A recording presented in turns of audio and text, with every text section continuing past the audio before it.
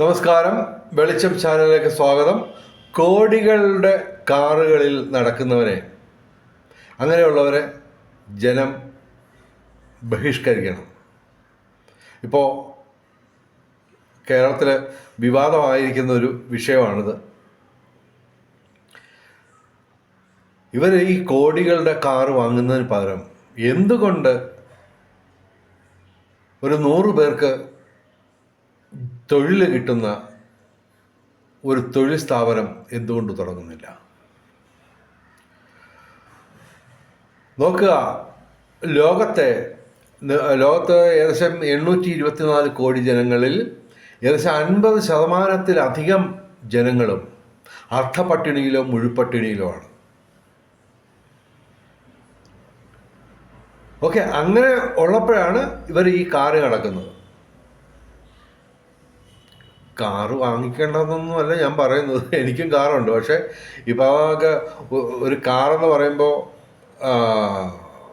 ഒരു 5 ലക്ഷത്തിനും പോട്ടെ, ഒരു 25 ലക്ഷത്തിനും ഇടയിലുള്ള ഒരു കാറ് വാങ്ങിക്കുകയാണെങ്കിൽ ഓക്കെ. ഇപ്പം 3 കോടിയുടെയും 6 കോടിയുടെയൊക്കെ കാറ് വാങ്ങുന്നവരുണ്ട്. ഓക്കെ, അവരെന്തിനാണ് ഈ ഇത്രയും വലിയ വില കൂടിയ കാറ് വാങ്ങുന്നത്? കംഫോർട്ട് എന്നുള്ള ഡ്രൈവിംഗ് കംഫോർട്ടൊക്കെ കൂടുതൽ ആണ് ശരിക്കും ഈ വലിയ കൂടിയ കാറുകൾക്ക്, ശരിയാണ്. പക്ഷേ അതിൻ്റെ അത്യാവശ്യമുണ്ടോ? ഇല്ല. ഇങ്ങനെ വലിയ കാറുകളിൽ നടക്കുന്നവരെയൊക്കെ നമ്മൾ ബഹുമാനിക്കുകയും ചെയ്യുന്നു. നമുക്കുണ്ട് അവരെ കൊണ്ട് ഈ കാറ് വാങ്ങിപ്പിക്കുന്ന തരത്തിലുള്ള ഒരു സിറ്റുവേഷൻ ഉണ്ടാക്കാൻ നമുക്ക് അതിനകത്ത് ഉത്തരവാദിത്വമുണ്ട്. അതായത് അതുപോലെ തന്നെ ഖുറാനിൽ പറഞ്ഞേക്കുന്ന ഇതാണ്: അയൽ വീട്ടിലെ ഒരാൾ പട്ടിണി കിടക്കുമ്പോൾ ഇപ്പുറത്തെ വീട്ടിലിരുന്ന് മൂക്കുമുട്ട ഭക്ഷണം കഴിക്കുന്ന ഒരുത്തൻ നല്ല മുസ്ലിം അല്ല, നല്ലൊരു മനുഷ്യനല്ല എന്നാണ് ഖുറാനിൽ പറഞ്ഞേക്കുന്നത്. ഇതൊക്കെ ചെയ്യുന്നത് എന്തുകൊണ്ടാണ്? അതായത് 100% ഉറപ്പിച്ച് പറയാം, വെറും ജാട കാണിക്കാൻ വേണ്ടി മാത്രമാണ്. ഓക്കെ, അത് 100% സ്വാർത്ഥന്മാർ മാത്രമേ അത് ചെയ്യാറുള്ളൂ. നമ്മുടെ രാഷ്ട്രപിതാവ് ഗാന്ധിജി വസ്ത്രധാരിയായിരുന്നു. എന്തായിരുന്നു അദ്ദേഹത്തിൻ്റെ ഉദ്ദേശം?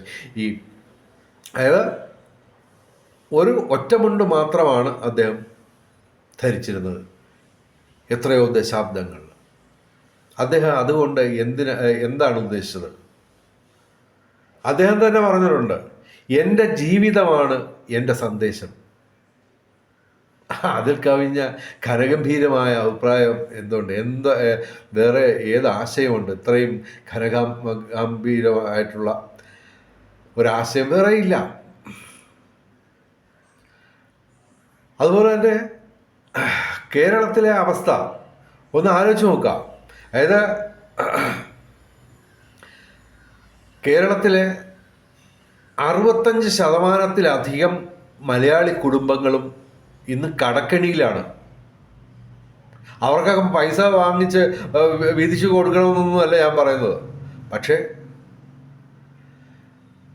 അവരുൾപ്പെടെ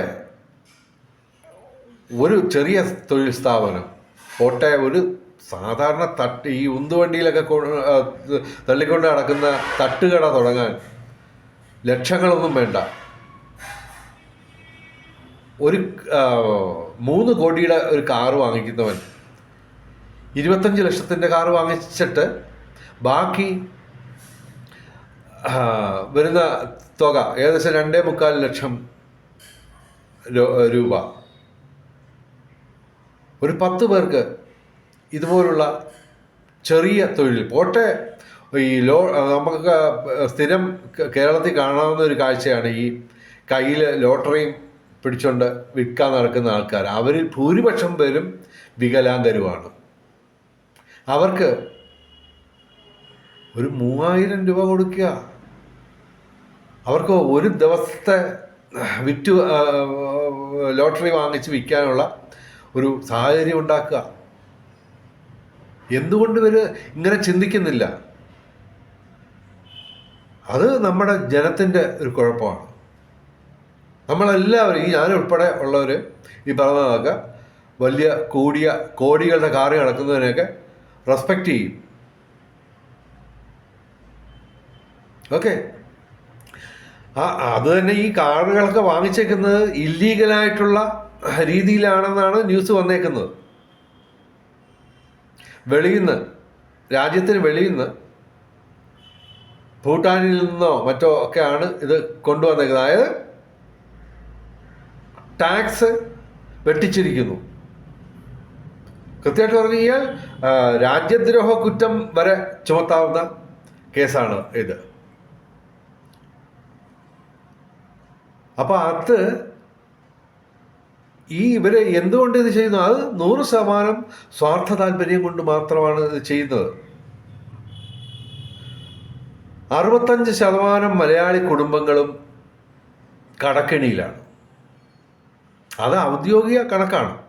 അതേസമയം ഇത് എന്ന് പറയുമ്പോൾ ഈ നാഷണലൈസ്ഡ് ബാങ്കിൽ നിന്നും സഹകരണ ബാങ്കിൽ നിന്നും ഒക്കെ കടമെടുത്ത ആൾക്കാരുടെ കണക്കാണ് ഈ 65% എന്നുള്ള ഔദ്യോഗിക കണക്ക്. പക്ഷേ അനൗദ്യോഗികമായിട്ട് ഈ നാടൻ ബ്ലേഡുകാരുടെ കയ്യിൽ നിന്നൊക്കെ കടമെടുത്ത ആൾക്കാരുടെ കൂടെ ആ കണക്കും കൂടെ കൂട്ടിയാണെങ്കിൽ അനൗദ്യോഗികമായിട്ട് കേരളത്തിലെ ഏതാണ്ട് 90% മലയാളി കുടുംബങ്ങളും കടക്കെണിയിലാണ്.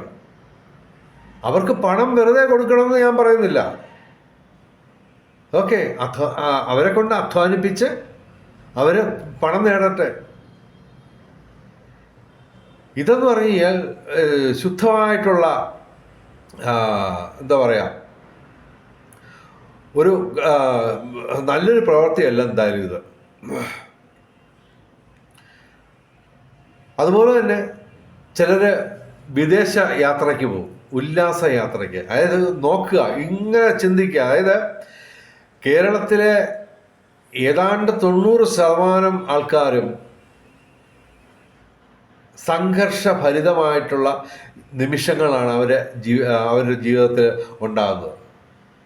അങ്ങനെയുള്ള ഒരു സമയത്ത് ഇതുപോലെ കോടിക്കണക്കിന് വിലയുള്ള കാറും അതുപോലെ തന്നെ വിദേശയാത്ര, ചിലരൊക്കെ അമേരിക്കയിലും ഇംഗ്ലണ്ടിലും യൂറോപ്പിലും ഒക്കെ അങ്ങ് പോയാ. ഓക്കെ, അപ്പോൾ അത് എന്തുകൊണ്ട് ഇവർ ഇങ്ങനെ ചിന്തിക്കുന്നില്ല? അതുപോലെ തന്നെ വീടില്ലാത്തവർ UN കണക്കനുസരിച്ച് 50%-ലധികമാണ് ലോകത്ത് മുഴുക്കെ.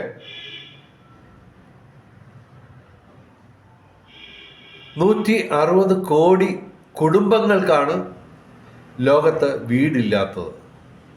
അവർക്കെല്ലാം 5000 സ്ക്വയർ ഫീറ്റ് വീട് വെച്ചു കൊടുക്കണമെന്ന് ഞാൻ പറയുന്നില്ല.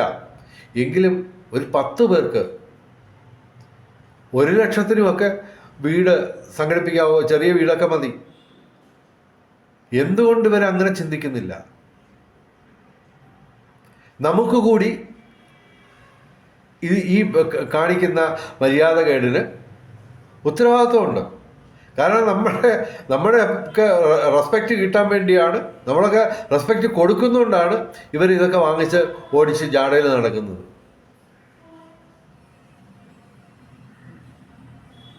അതുപോലെ തന്നെ ഈ വിദേശയാത്ര, എൻ്റെ പരിചയത്തിൽപ്പെട്ട ഒരു സ്ത്രീയുണ്ട്, അവർക്ക് 10-25 വയസ്സുണ്ട്.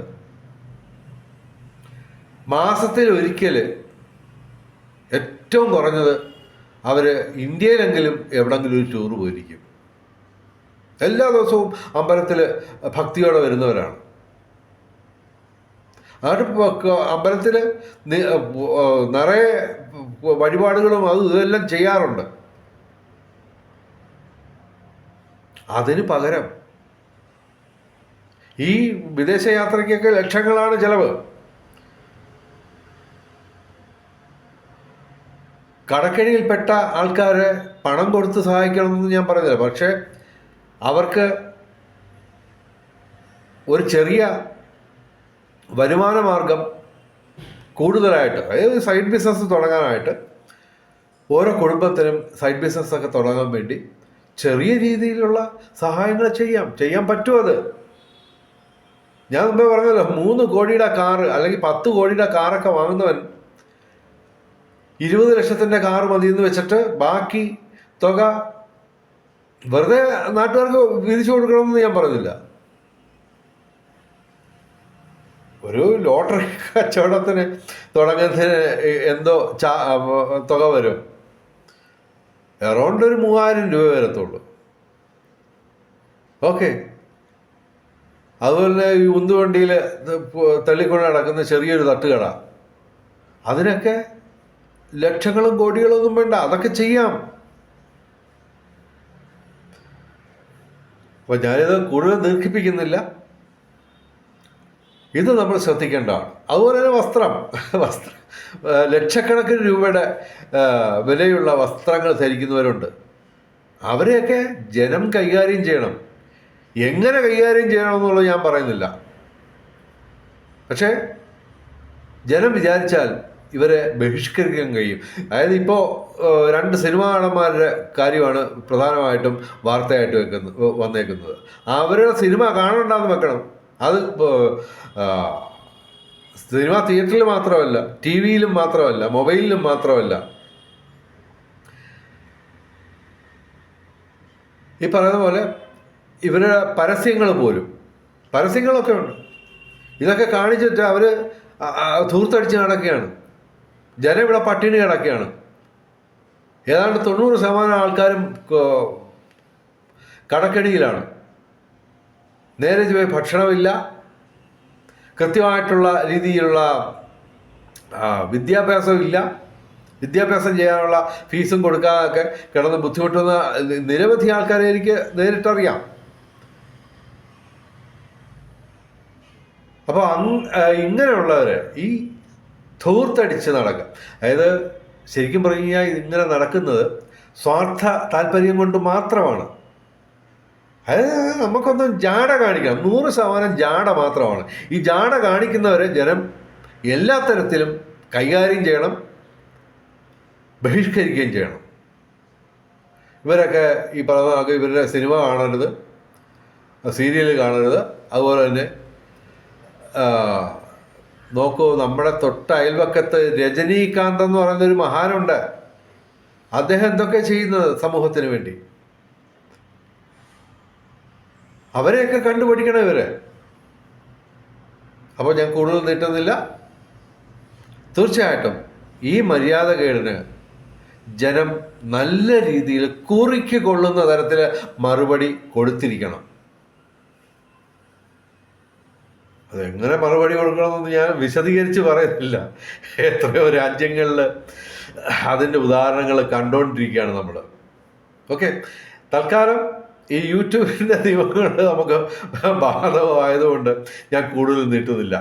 വേറെയൊക്കെ നിരവധി വിഷയങ്ങളുണ്ട് യൂട്യൂബിൽ കൂടി അവതരിപ്പിക്കാൻ പറ്റാത്തത്. ഓക്കെ, എന്തായാലും തൽക്കാലം വിടവാങ്ങുന്നു. മറ്റൊരു വീഡിയോയുമായി വരുന്നവരെ നമസ്കാരം, ശുഭദിനം.